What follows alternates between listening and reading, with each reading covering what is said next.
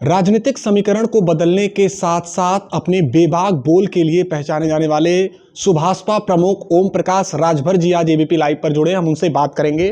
ओम प्रकाश जी, आप देख रहे होंगे लगातार कि चुनावी जनसभा के दौरान राहुल गांधी काफी आक्रामक मोड में हैं। विश्व कप हार को लेकर सीधे सीधे उन्होंने प्रधानमंत्री और गृह मंत्री की मौजूदगी को निशाना साधा। उन्होंने कहा कि अगर वो नहीं रहते तो शायद लड़के अच्छा खेल रहे थे, जीत जाते। क्या ऐसी हकीकत है क्या कि विश्व कप का परिणाम कुछ और होता जब प्रधानमंत्री मोदी और गृह मंत्री मैदान में नहीं होते? कांग्रेस के ज़माने में विश्व कप हुआ तो भारत की टीम हारी थी ना। उनका कहना था 83 में हम जीते भी थे, इंदिरा गांधी जी का भाई हम क्या कह रहे हैं, एक बार जीते थे और कई बार हारे थे वो नहीं बताते हैं। और जहाँ तक सवाल है, देखिए गृह मंत्री जी को लेके और प्रधानमंत्री जी को लेके तो जिस शब्द का इस्तेमाल उन्होंने किया है वो तो उनके लिए लागू होता है। 2014 में देश में सरकार बनी, पनौती किसको लगी? कांग्रेस को। 17 में चुनाव हुआ यूपी में, पनौती किसको लगी? कांग्रेस, बसपा, सपा को। फिर 19 में देश का चुनाव हुआ, पनौती किसको लगी? कांग्रेस को। देश में सरकार बनाने की होड़ थी। आपने देखा कि सपा, बसपा, कांग्रेस तीनों लोग मिलकर के देश में सरकार चला रहे थे। महिला बिल पास करने के लिए उनको पनौती लगी, लेकिन मोदी जी ने एक बार ललकारा कस के, हट खबरदार, तो सब लोग आंख मूंद करके वोट दे दिए ना। 33% आरक्षण पास हो गया। जब यही राहुल जी 2011 की जनगणना सार्वजनिक करने की बात विपक्ष ने सदन में रखा तो बिल को फाड़ा किसने? राहुल जी ना। तो ये जो बयानबाजी है, ये बयानबाजी से हम सहमत नहीं हैं। 24 में फिर पनौती इंडिया गठबंधन को लग चुका है। जल्दी ये हमको अंदाजा कि दिसंबर भर में सब अपने अपने दफला लेके बजाना शुरू करेंगे। 5 राज्यों की विधानसभा के बाद आपने भी संकेत दिया है कि कहीं ना कहीं कई इंडिया गठबंधन के जो दल हैं या नेता कह ले वो आपसे संपर्क में हैं, जबकि उनका भी कहना है, इंडिया गठबंधन के नेताओं का भी कहना है कि सीधे सीधे आप उनके संपर्क में हैं। सच्चाई क्या है? देखिए, स्क्रीन पर ले आने के लिए आपने देखा होगा कि जब मैं बीजेपी को छोड़ा था तो मैंने कहा था कि कई मिनिस्टर और विधायक संपर्क में हैं, वो सपा में जाएंगे, तो गए, आपकी स्क्रीन पर चला। फिर हम वहाँ से छोड़े तो मैंने कहा कि सपा के कई नेता इधर आने की तैयारी में हैं। इसमें एक ने ज्वाइन भी किया, रिजाइन भी दे दिए सपा से, और 5 नाम स्क्रीन पर आप लोगों के खूब चला।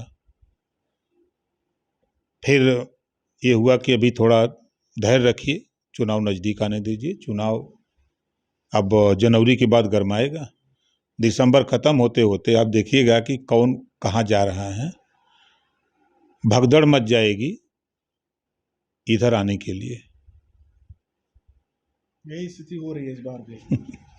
आपकी मुस्कुराहट बहुत कुछ बयां कर रही है। अंतिम 2 सवाल हम आपसे करेंगे कि अखिलेश यादव लगातार भारतीय जनता पार्टी पर निशाना साध रहे हैं। अभी कुछ दिन पहले मिर्जापुर में नंद गोपाल नंदी जो हैं एक परिवार के यहाँ भोज करने गए थे, वो दलित परिवार था। इसके बाद ये बातें कहने लगने लगी कि वो जो है आर्थिक रूप से ही नहीं वो परिवार, बल्कि बुनियादी रूप से भी काफ़ी पीछे, राशन कार्ड नहीं है और तमाम चीज़ें उनके पास नहीं। इसको लेकर अखिलेश यादव ने निशाना साधा है और कहा है कि अगर खास तौर पर अगर वो बेसिक चीज़ें सही करते तो उनको उनके घर पर जाने की जरूरत नहीं थी।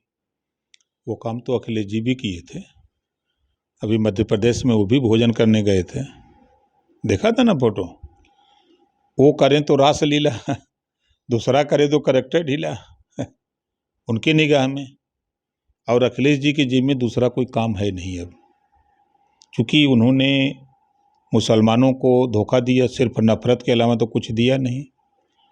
27% आरक्षण लागू करने के सवाल पे कभी अखिलेश जी की जबान पे बात नहीं आई कि चाहे देश में राष्ट्रीय स्तर पे रोहिणी आयोग की रिपोर्ट लागू करने के सवाल पे कभी अखिलेश जी नहीं बोल पाए कि 27% आरक्षण को बांट करके सभी जातियों को दिया जाए।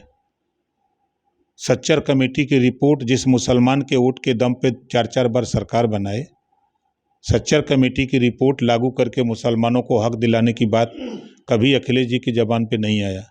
रंगनाथ मिश्रा कमेटी की रिपोर्ट लागू करने की बात 5 साल सत्ता में भी थे तो दोनों सिफारिशों की रिपोर्ट लागू करने की बात अखिलेश जी की जबान पे नहीं आई।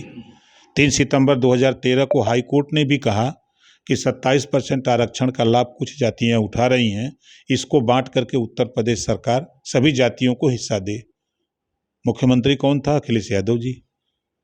हाई कोर्ट की बात नहीं मानी तो अब कहाँ जाएंगे? अभी तो पीडीए चिल्ला रहे हैं, तो जब पीडीए चिल्ला रहे हैं, पीडीए तो रह कहाँ गया उनके साथ? पीडीए तो सब इधर चला आया। तो ये जो अखिलेश जी के बयानबाजी हैं, देखिए मुझे खुशी इस बात की है कि मैंने एक बयान दिया था एसी से निकल करके बाहर आवे और नवरत्न, तो कम से कम एसी से बाहर निकले कुछ टाइम के लिए। चलिए, एक अंतिम सवाल। कई नेताओं के राजनीतिक भविष्य का ही नहीं बल्कि एक महत्वपूर्ण चुनाव होगा 2024 लोकसभा चुनाव।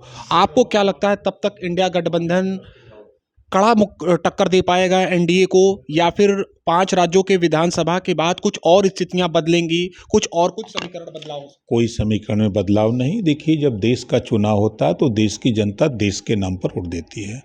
देश सुरक्षित रहे, देश अमन चैन में रहे, देश की जनता अमन चैन में रहे, देश के हित के लिए देश की जनता वोट देती है। 140 करोड़ लोग देश के हित के लिए वोट देते हैं। प्रदेश के चुनाव के लिए प्रदेश की जनता प्रदेश के तमाम मुद्दे, क्षेत्रीय मुद्दे होते हैं, उसके आधार पर वोट देते हैं। और लड़ाई का जहाँ तक सवाल,